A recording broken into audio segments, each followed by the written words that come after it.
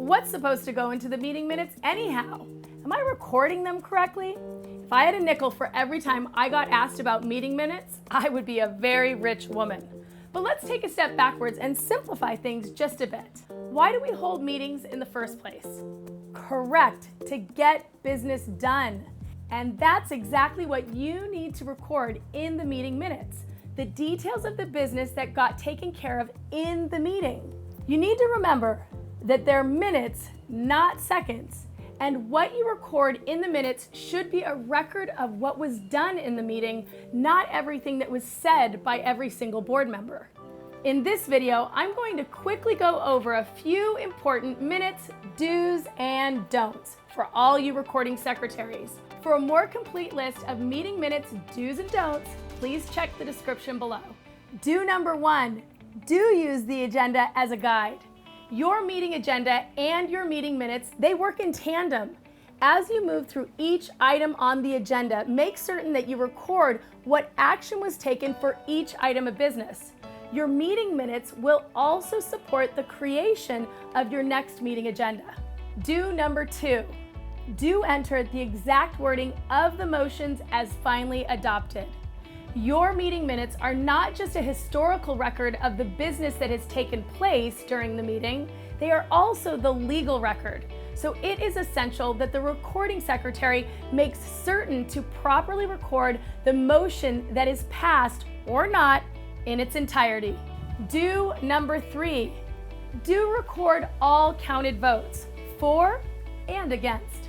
Listing the type of vote is really important. For example, if the motion passed via majority vote, or the motion passed with 6 in the affirmative and 2 in the opposition.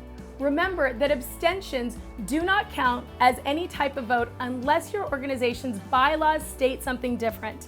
Now, let's quickly go over a couple of meeting minutes don'ts. Don't number 1, don't include the opinions or content from debate.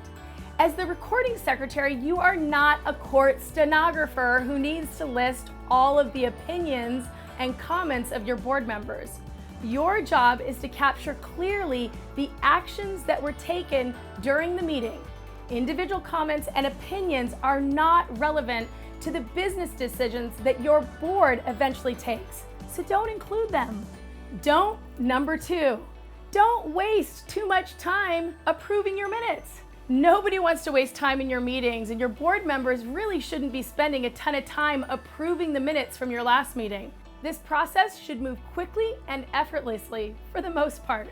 Remember, you don't need to make a formal amendment for grammatical errors. These can be changed at any time. When I sit in meetings where the board members take too much time to approve the minutes, this could be an indicator that your board could use some board training. Now listen up, all you recording secretaries.